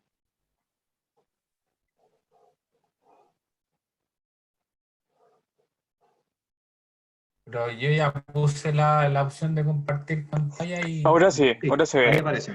¿Sí? Perfecto. Ok, Sí. ok, ya. Bueno, la presentación está relacionada con la estimación eficiente en modelos espaciotemporales y con una librería en particular que se llama IRLA. Bueno, acá están las slides que están representadas en la parte del contenido. Y bueno, yo soy Joaquín Cavieres, soy estudiante de doctorado en estadística de la Universidad de Valparaíso, estadística espacial y la generalidad de los modelos estadísticos, pero los dos primeros puntos son como en la parte que yo más me enfoco. Y he trabajado en algunas pequeñas colaboraciones con el Departamento de Industria de la Universidad de Santa María. Estuve trabajando un tiempo también como investigador en el Instituto de Fomento Pesquero y también estuve cerca de un año trabajando como jefe de Advanced Analytics en Cencosud Scotia. Bueno, vamos con una parte de motivación de por qué uno podría interesarse en lo que es la estadística espacial. ¿qué es lo que es la estadística espacial? Entonces, ahí tenemos una breve descripción de lo que podríamos considerar un proceso espacial en D igual 2, que vendría siendo las dimensiones, y está definido con un Z de S, donde el S pertenece a D y es un subconjunto de R, donde Z generalmente es la variable que nosotros observamos, y podría ser la cantidad de enfermos en una comuna, o la lluvia caída en una región determinada. Y el S, con negrita lo represento, se refiere al sitio geográfico donde se toma el registro de esta observación. Creci en el 93 propone 3 tipos de observaciones espaciales para que se puedan representar. El primero son los datos areales. ¿Y cuáles son los datos areales? Que también son conocidos como datos de la TIS, en cual el dominio espacial D es fijo y es particionado, en un número finito de unidades areales por límites bien definidos. ¿Cuál podría ser el ejemplo? Por ejemplo, acá tenemos una gráfica del número de muertes infantiles en los condados de Carolina del Norte. Esto está publicado por PBESMA en el 2018. Y pueden ver acá los registros, por ejemplo, en este sitio específico tiene 40 números de enfermedades, de muertes espontáneas de niños, y la diferenciación en este mapa a través de la zona geográfica. Entonces esto está bien representado, cómo están repartidos los espacios dentro de una especie de un dominio espacial explícito. Ahora están los datos geoestadísticos que probablemente muchos han escuchado y son como los más comúnmente nombrados, donde todo el dominio espacial D es continuo y fijo, que quiere decir que S varía continuamente a través del espacio D, y Z de S puede ser observado en cualquier lugar de ese espacio. Y la continuidad es solo a través del dominio, y Z de S puede ser discreto o continuo. ¿Qué ejemplo podemos tener de este tipo de observaciones? La lluvia caída, es la lluvia caída en un periodo entre mayo y junio, a través de diferentes años en los estados de Paraná, en Brasil. Entonces podemos ver que los puntos observados tienen distintas magnitudes dentro de un área geográfica. Ahora, si se dan cuenta, estos puntos son continuos a través de esta área y no están divididos por subconjuntos dentro de ella. Y los puntos patrones también son otro tipo de datos, datos espaciales, y en este tipo de observación el dominio espacial es aleatorio. Esta es la diferencia principal que tiene con los otros dos tipos de datos. Y aquí podemos encasillar este ejemplo, que son las ubicaciones de las muertes por cólera en Londres durante 1854, que empiezan a aparecer las observaciones en forma aleatoria, y no sabemos cuál es el dominio espacial explícito en el cual se están representando. Ahora, ¿cómo podemos modelar o predecir observaciones registradas espacialmente? Dentro de R existen diversas librerías que pueden hacer. Por ejemplo, está SF, GOR, GOR-GLM, Gaussian Markov Random Field, existen muchas librerías que lo pueden permitir. Y aquí en esta última usé Inga, que es la que yo me voy a referir en este caso. Ahora vamos a hacer un breve review sobre lo que es la geoestadística, que es lo que está orientado más a esta presentación. Entonces supongamos que tenemos un Z de un S1 hasta un Sn, las cuales son observaciones de una variable en particular, cualquier tipo de variable. Por ejemplo, en este caso particular, S1 hasta Sn van a ser las posiciones geográficas, generalmente, para nosotros, latitud y longitud. Entonces nosotros podemos asumir que esta es una realización de un proceso estocástico, de la forma donde Z de S, donde S pertenece a D, y es un subconjunto de R cuadrado. Y R cuadrado vendría siendo el dominio espacial donde nosotros nos estamos encontrando. Podríamos trabajar en R cubo, que vendría siendo en este caso una esfera. Y como estamos trabajando en el plano, es R cuadrado.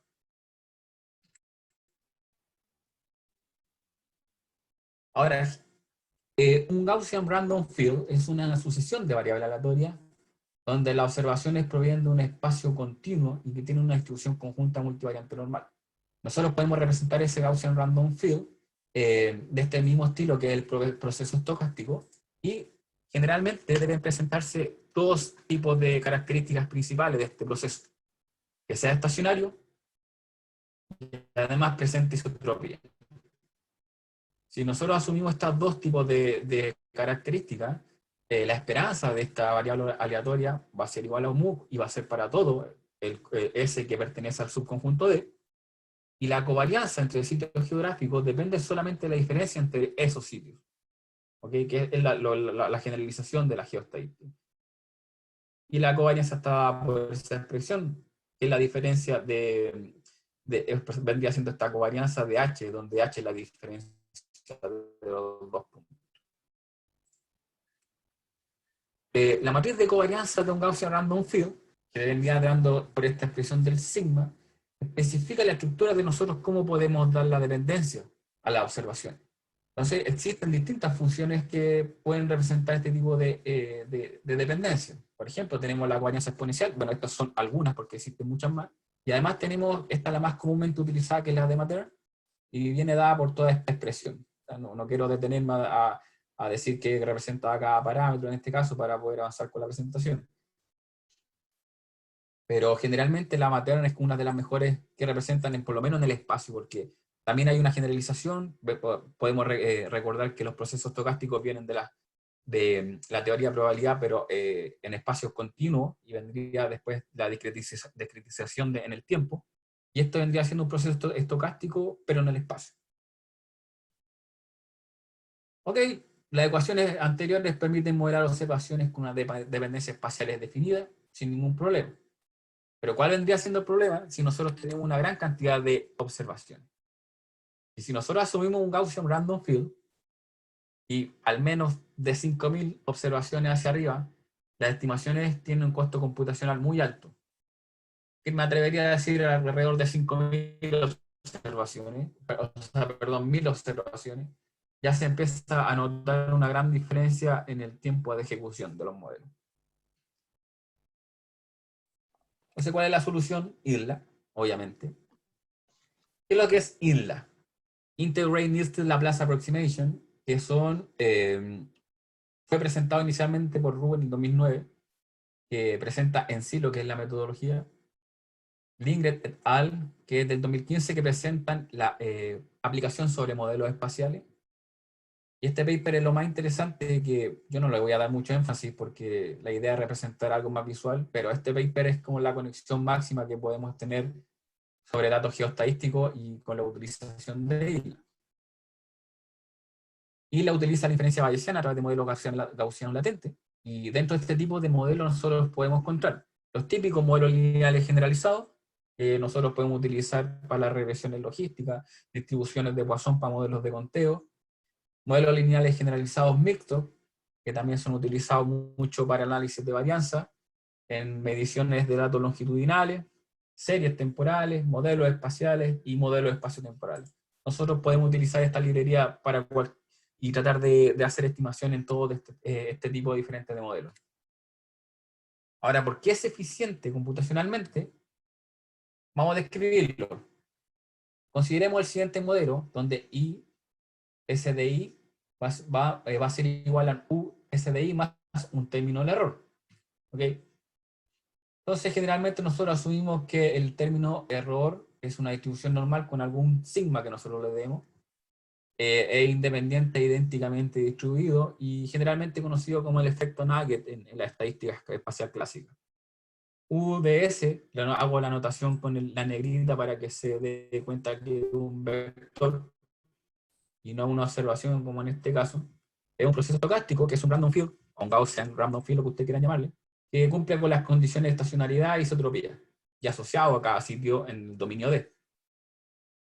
Y sub I son las observaciones de la variable que nosotros queremos modelar. Entonces, como se comentó previamente en la discusión, la dependencia espacial impuesta a través de UDS, que nosotros asumimos que es un Gaussian Random Field. Por lo tanto, este vector va a estar dado por esta expresión, que es el Gaussian Random Field, que es una distribución multivariante normal, con media cero para todo el vector, y la matriz de covarianza. Y la matriz de covarianza está dada por la función de covarianza entre los dos sitios, que puede estar expresada por las previamente antes dos vistas, que puede ser exponencial, puede ser Matern, etc. Como les dije anteriormente, la estimación en este tipo de modelos contiene una matriz de covarianza que es densa. ¿Por qué? Porque necesita establecer las correlaciones entre cada observación, y además ustedes tienen que agregarle a eso esta medida en el espacio, tienen que hacer pares ordenados de correlación. Entonces el costo de operación computacional es del orden de de n elevado a la 3, donde n está relacionado con el número de observaciones. Entonces, dése cuenta, si están teniendo 1000 observaciones elevado al cubo, se demora demasiado para una clase de modelos clásicos. Entonces, si nosotros asumimos en un principio que mi variable a modelar tiene una distribución normal cualquiera, UDS son Gaussian Random Field, nosotros podemos especificar el modelo anterior de esta forma, donde I de SI está condicionado a una media y a un sigma que tiene esta distribución normal. Pero nosotros sabemos que la media para esa observación está dada por un intercepto cualquiera, y mi Gaussian Random Field, y el Gaussian Random Field está dado a un set de parámetros, o hiperparámetros en el caso de estadística bayesiana, y está dado por esta fórmula. Como les mostré anteriormente, el Gaussian Random Field, me voy a devolver un poquito acá, tiene media cero y matriz de varianza sigma, ¿cierto? Matriz de varianza covarianza. En este caso, la ventaja es que nosotros introducimos una matriz de precisión, que se le llama, que es la inversa de la matriz de covarianza. Ese es el primer paso. ¿Por qué? Porque de acuerdo a la expresión de Rue, perdón, a esta expresión en 12, que es la ecuación 12, y a lo que propone Rue, nosotros podemos establecer un Gaussian Markov Random Field. ¿Eso qué quiere decir? Que nosotros dentro del proceso aleatorio gaussiano, el Gaussian Random Field, podemos asumir propiedades markovianas y solamente las dependencias o las observaciones más cercanas van a tener, perdón, las observaciones más cercanas van a tener una dependencia espacial mucho más explícita. Y las que están más lejanas las va a considerar en algunas ocasiones como cero. ¿Ok? Esa es la primera gran resolución de esto. Entonces, si nosotros le asumimos una matriz de precisión que va a ser dado por esta expresión, el costo computacional de la estimación mediante un Gaussian Random Field, como les dije, va a ser del orden de O elevado a la 3. Ahora nosotros, si asumimos un Gaussian Markov Random Field, vamos a tener una dimensión de n al cubo dividido 2. Entonces el costo computacional disminuye notablemente. Mucho. ¿Cómo nosotros podemos tratar de incorporar otro tipo de variable aleatoria que queremos modelar? Simple. Podemos hacer nuestra variable i, que está condicionada a un eta de S de i, y nosotros, si nos recordamos a lo que es un modelo lineal generalizado, esta solamente podría producirse a través de una función de enlace, y este vendría siendo mi set de covariables asociado a un parámetro beta, más el Gaussian Markov Random Field. Entonces, podemos utilizar modelos logísticos, podemos utilizar modelos de Poisson, gamma, Weibull, en lo que ustedes quieran, en el tipo de problemas que ustedes quieran desarrollar. Obviamente, condicionados a que este modelo sea un modelo gaussiano latente. Pero esta es la estructura básica de cualquier función de distribución que ustedes quieran estimar. Me salté todo lo que es la parte metodológica, pero en esencia no quiero mostrar cuáles son las aplicaciones que uno pueda tener sobre este tipo de modelo. Y quise mostrar este ejemplo porque está súper de moda. Yo no soy experto en la materia, pero me parece bastante interesante a alguien que lo quiera aplicar. Por ejemplo, en datos areales, no es mi expertise, como digo, pero está disponible esta aplicación. Nosotros podemos ver el número de personas con cáncer de pulmón en Pensilvania en un determinado año. Y le hago notar acá que están todos con color rojo, ¿cierto? Pero, por ejemplo, si nos enfocamos en el que tiene en el 2, que tiene un índice 2, está rodeado de otros de color celeste, por ejemplo, el 4, el 10, el 3, 65, 63. ¿Qué quiere decir esto? Con respecto a la metodología anterior que les presenté, este sitio o comuna o condado, como le llaman ellos, tiene mucha más similaridad con todo esto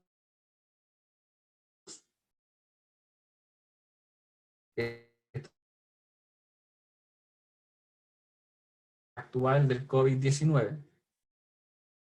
Si yo digo Puente Alto tendrá un comportamiento parecido en cualquier término a La Pintana o La Florida, etcétera, y es muy diferente a lo que puede hacer Las Condes o Providencia.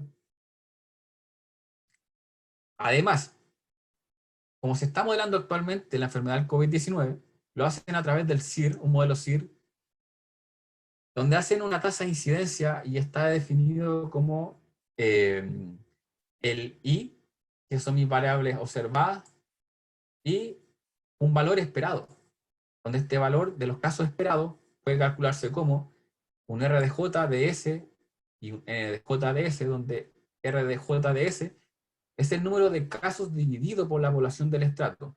Los estratos los pueden asociar como, por ejemplo, asociar a las edades, pobreza, número de personas en condición de pobreza en ciertos lugares, esos son los estratos.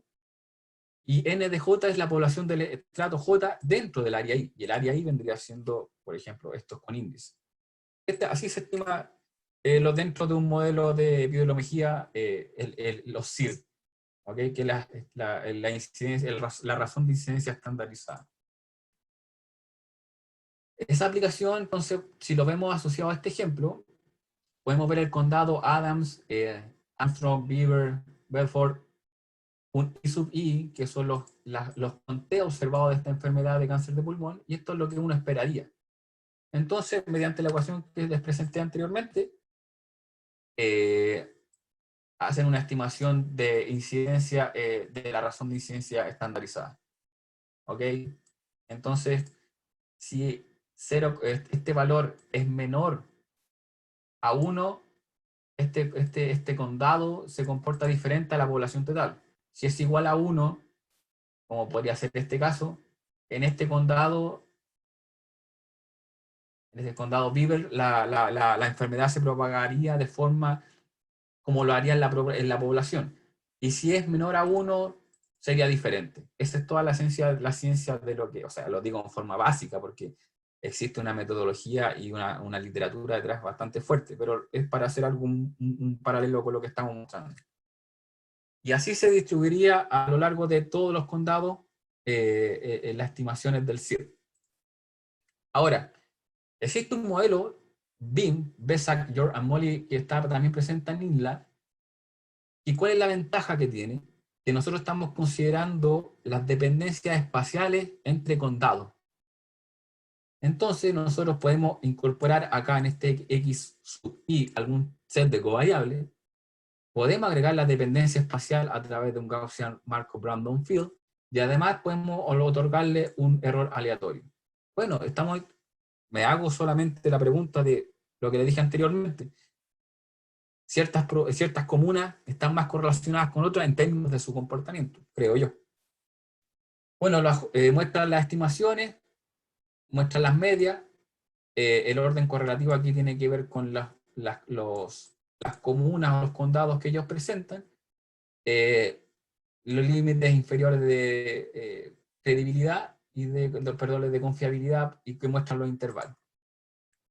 Y muestran 3 mapas, que este es el riesgo relativo de este índice que está expresado en este mapa, y lo bueno es que, como ustedes saben en la estadística bayesiana, nosotros podemos tener los intervalos de credibilidad para el parámetro, porque el parámetro se asume variable en el tiempo, y podemos tener los límites superiores de credibilidad y además los límites inferiores.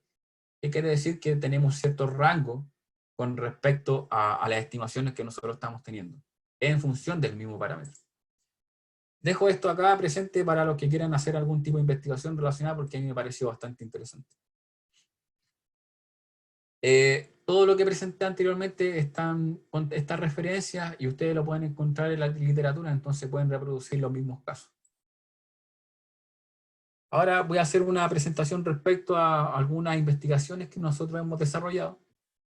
Esta tiene que ver principalmente con una variable pesquera a través de la región de Atacama y Coquimbo, y tiene que ver con un índice relativo de abundancia.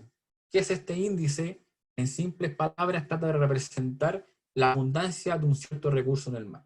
¿Okay? Entonces tenemos observaciones que están acá en el borde costero, a través de distintos años, y como ustedes pueden ver son observaciones aleatorias. Estas son las observaciones tal cual, y como les mencionaba anteriormente, uno puede discretizar el campo aleatorio para hacerlo más eficiente y convertirlo en un Gaussian Markov Random Field de esta forma.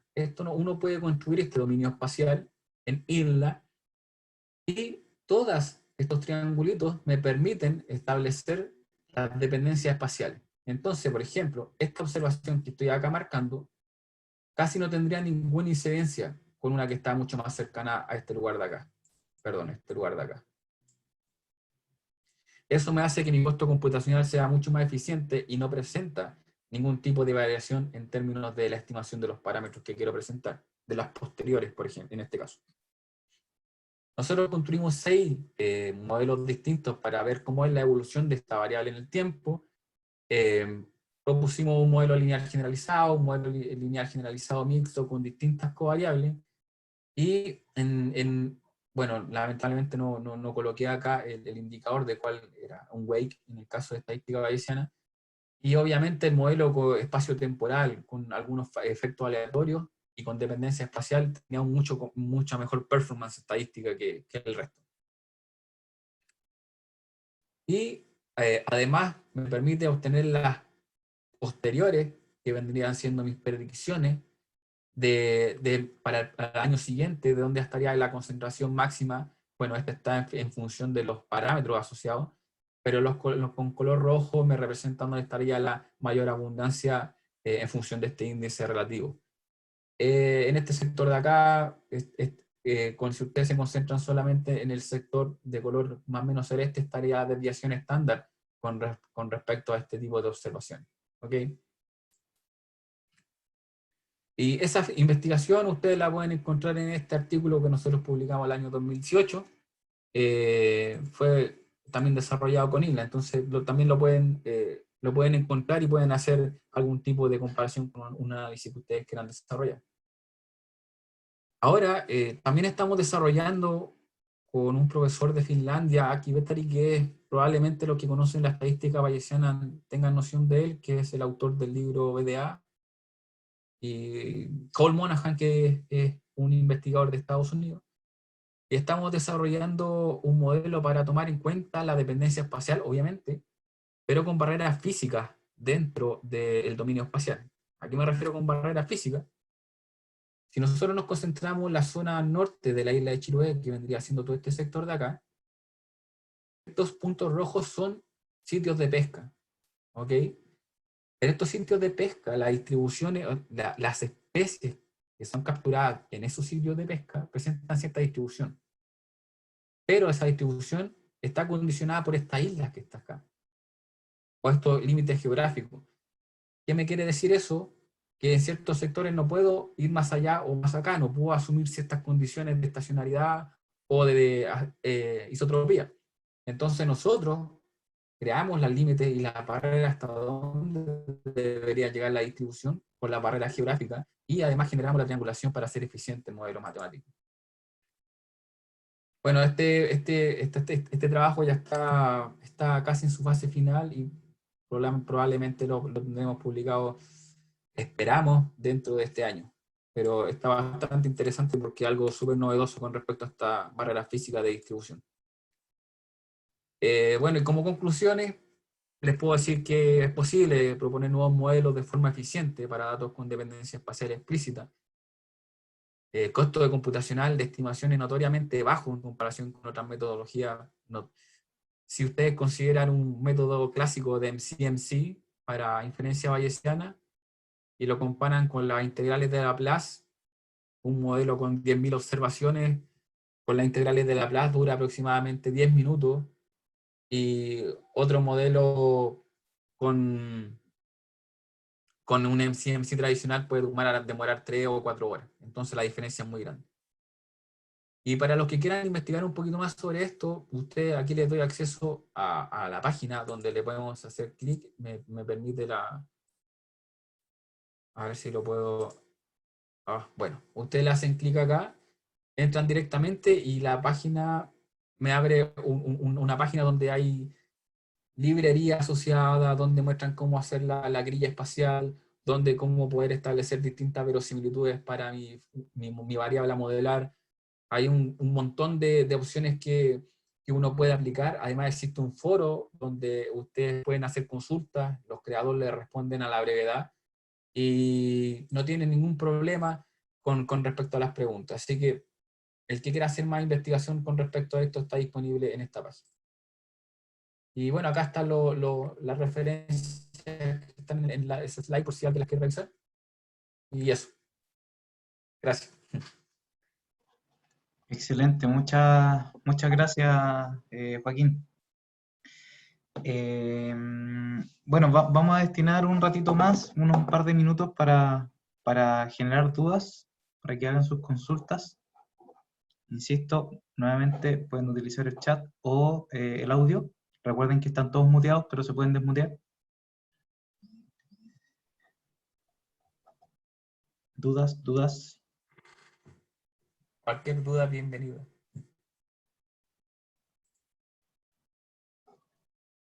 ¿Se escuchó bien? ¿No hubo problemas de interferencia?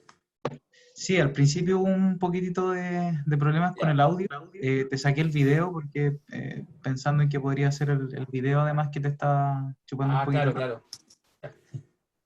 Sí, aquí José Yáñez pregunta, dice si es que mostraste aplicación en pesca y una enfermedad en particular. ¿Has visto aplicaciones en otros campos o problemas? Mira, ¿De esto? a ver, déjame, no puedo ahora. Para compartir otra pantalla tienes que dejar de compartir y volver a compartir. Ok, no, ahí sí. Mira, yo no participé en una investigación como hace 2 años, de una investigación que realizó una investigadora para hacer su tesis doctoral en la Universidad Católica, que está relacionada con epidemiología y desarrollamos cómo las personas cuáles son las probabilidades de que las personas, cuál es la mayor probabilidad de que las personas, por ejemplo, en el sector oriente de Santiago, tengan más opciones de vivir, por decir una forma, en comparación con los sectores extremos de Santiago. Y obviamente las personas más acomodadas tienen mucha más opción de vivir cuando tienen enfermedades de cáncer, en este caso era, y lo aplicamos con datos variables. Entonces, cuando revisité nuevamente para crear estas slides, me recordé que en este tipo de enfermedad del COVID-19 no se está considerando eso. Así que yo creo que hay una amplia gama donde uno podría hacer investigación, cualquier tipo. He visto modelado de mineral, modelado de la contaminación, que también es factible hacerlo, de partículas ppm en este caso. No, tú puedes hacer lo que, o sea, dependiendo obviamente de acotar el problema, pero puedes hacerlo todo si tienes las observaciones espaciales y quieres resolver un problema en específico. No hay problema.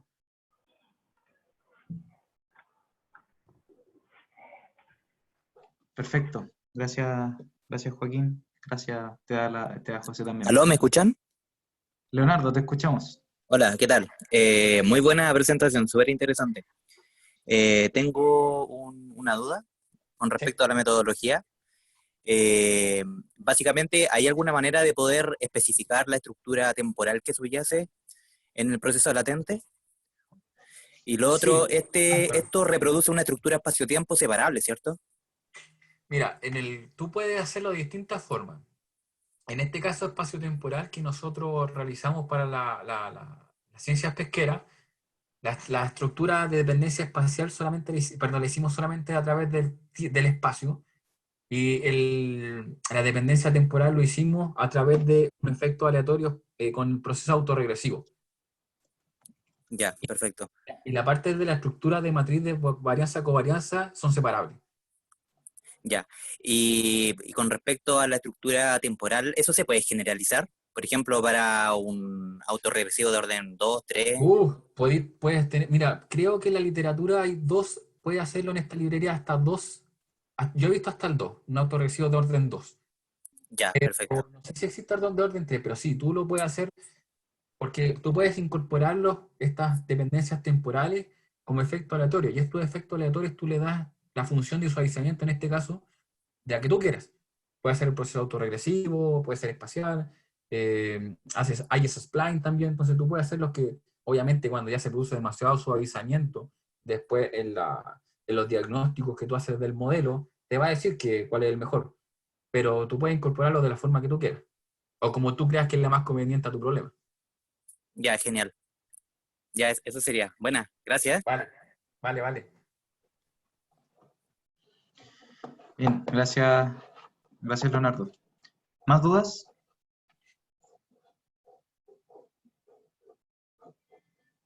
Las slides ¿cómo las subo? ¿Cómo lo puedo hacer para que la gente pueda compartirlas? Sí, mira, voy a ver, no sé si es que el grupo de Meetup se pueden compartir archivos, si no, de todos modos, la vamos a estar publicando en la página de User Chile. Bueno. Han colgado todo este material. En el blog de User Chile, va a quedar el video que se está grabando y va a quedar el material. Buenísimo. Bueno, vale. Gracias, Daniel. Era- Aquí Rodrigo nos pregunta, ¿algún competidor del package R-INLA? Yo soy amante de la estadística bayesiana, entonces hasta ahora no he encontrado nada bueno. Mejor que, como les decía, mira, en esencia, INLA, yo no lo sé si lo llamaría tanto como una metodología bayesiana. ¿Por qué? Porque tú le das prior a tus hiperparámetros, que en este caso están relacionados con los hiperparámetros de las funciones de covarianza, y bueno, le das las prior a los beta, a los que tú quieras darle, pero más allá, porque las posteriores las obtienes con las integrales de Laplace, entonces no haces como un tradicional método en CMC. Sí, mira, hay unos que son en la librería GeoModels, que utiliza verosimilitudes compuestas y es estadística frecuentista, es muy rápido. No lo he desarrollado alguna aplicación con él, pero yo sé que es muy rápido. Pero hasta ahora yo no he visto nada más rápido que INLA. Y si ustedes ahora empiezan a averiguar, creo que es lo más avanzado hasta ahora que puede haber.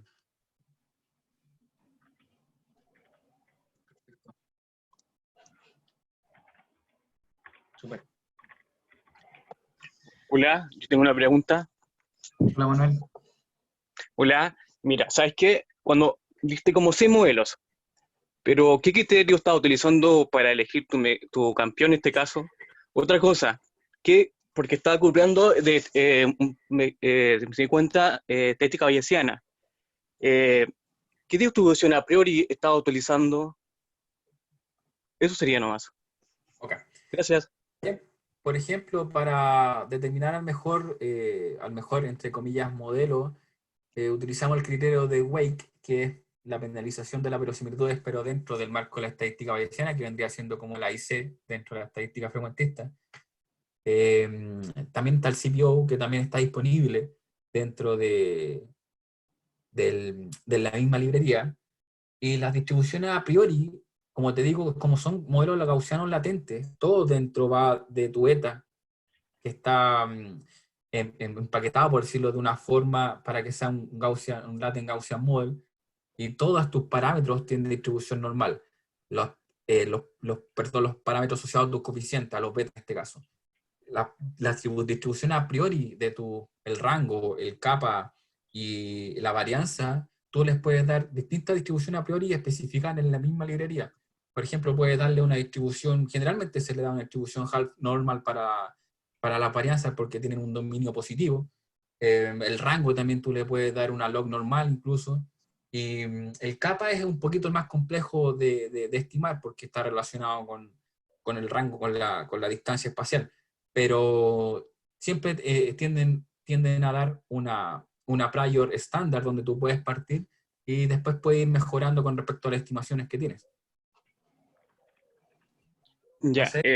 sí, es que, ¿por qué te digo esto? Porque yo estuve trabajando con varios modelos bayesianos y en sí siempre cuesta más o menos qué distribución a priori utilizar. Entonces, por eso te preguntaba, ¿usted no han probado otra? Porque yo siempre que uso la normal, como tú decías antes, pero otra distribución esa es mi pregunta, una nueva. Sí, por ejemplo, como te digo, en la distribución de los hiperparámetros, mira, si tú uno sabe, siempre la distribución a priori debe tener un cierto conocimiento del problema. Tú ya sabes que la varianza no puede ser negativa, entonces tienes que tener un dominio positivo para la varianza.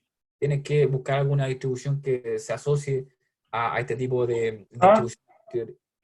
¿Sí? Hola. Disculpen, no. Entonces tú puedes otorgar una prior con conocimiento previo para la varianza. Tú obviamente a los beta les puedes dar una distribución normal porque tú sabes que ese coeficiente puede tener algún valor negativo, la diferencia de tu intercepto, entonces le puedes dar una prior normal. Cuando no son informativas, tú les puedes dar un uniforme. Y así tú puedes, claro que los análisis son sensibles a las estimaciones bayesianas, pero finalmente si tú le das por ejemplo, si estás haciendo un MCMC con 10.000 iteraciones, va a llegar a la convergencia finalmente, te va a demorar un año, pero va a llegar. Ahora, si tú eliges las distribuciones a priori como corresponde, con un conocimiento previo de tu problema, tú no deberías tener problema para poder otorgársela en forma explícita. ¿Qué problema tenías tú? ¿Qué estabas modelando?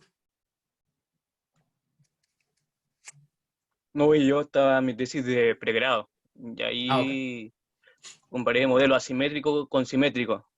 Okay. Y ahí estuve hablando como a priori informativa y no informativa, estaba la Jeffrey. Bueno, fue así como para ese rato, sí.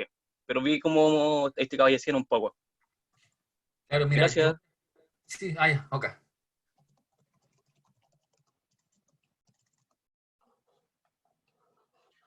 Muchas gracias. Ariel por ahí tenía una pregunta, dice si es que has visto otras librerías como Carvalles, ¿qué opinas de esas? Y si te compiten a Isla. Sí, mira, Carvalles utiliza el modelo conditional, el modelo autoregresivo condicional, que es lo mismo que utiliza Isla en el modelo que le presenté para datos variables, que está condicionado al paso anterior, que es un modelo condicional autorregresivo. No lo he visto, pero aún sigo insistiendo, Isla debe ser más rápido. O sea, la única ventaja que tiene Isla es que utiliza las integrales de Laplace para obtener las posteriores de los parámetros. Carvalles, no sé si Ariel me puede decir, debe utilizar un método de MCMC o no. ¿Sí? Entonces, claro, cuando utiliza un método de MCMC, a mí me gusta mucho el método MCMC, pero como te digo, la integral de Laplace obtiene las posteriores de forma muy rápida porque es algo determinístico, no es algo probabilístico en el caso con MCMC, el método. Ahora, la gente que le gusta la estadística bayesiana también puede tratar de estimar con Stan, que utiliza el método de Hamiltoniano en Monte Carlo, que también es bastante rápido para modelar problemas.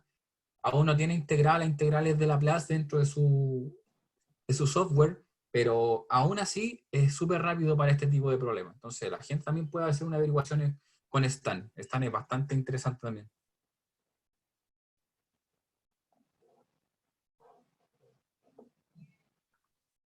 Bueno. Bien, chicos, no sé si hay más dudas. Quedamos súper bien con el tiempo. Sí, perfecto. Sí. ¿Alguna otra duda, comentario?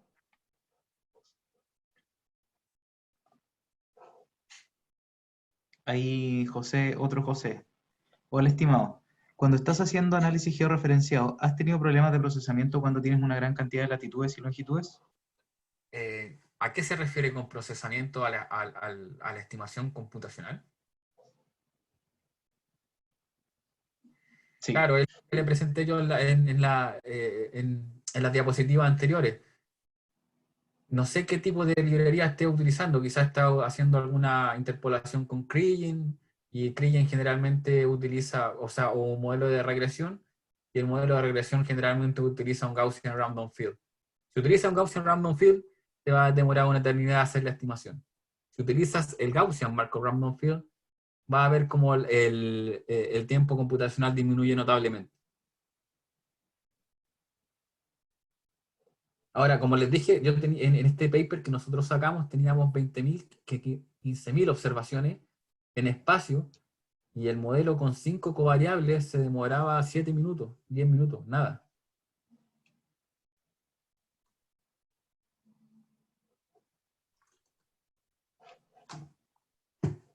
Buenísimo. Bien, ¿más dudas? Última tanda.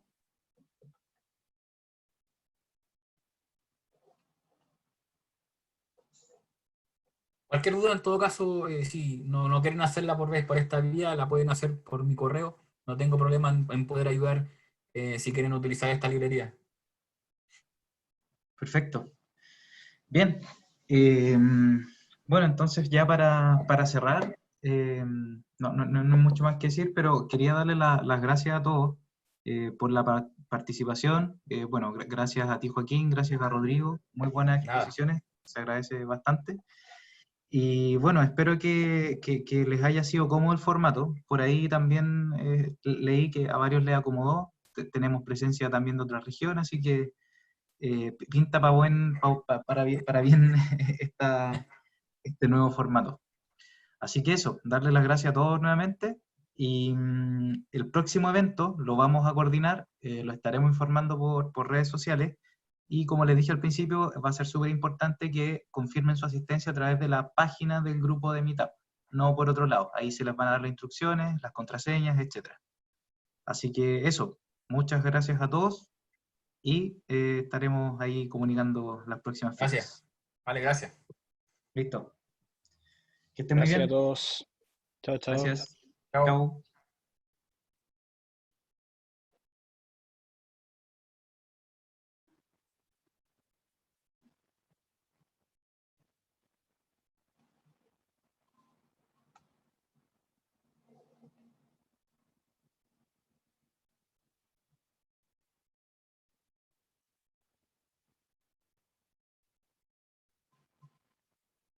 Están...